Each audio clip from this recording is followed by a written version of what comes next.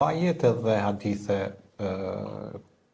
ajete kuranore dhe hadithe të cilat e përmendin specifikisht meditimin kundër ankthit e të tjera, domethënë stresin e ankthit e këto gjëra. Ajete kuranore për meditimin ka plot ajete kuranore, për shembull inna fi khalqis samawati wal ardi wa ikhtilafil layli wan nahari la ayatin li ulil albab.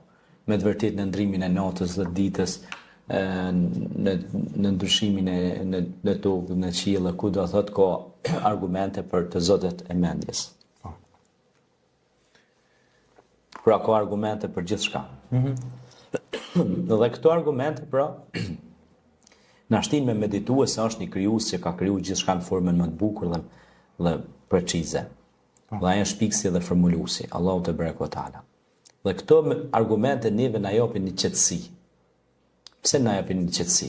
Na japin qetësi dhe siguri, sepse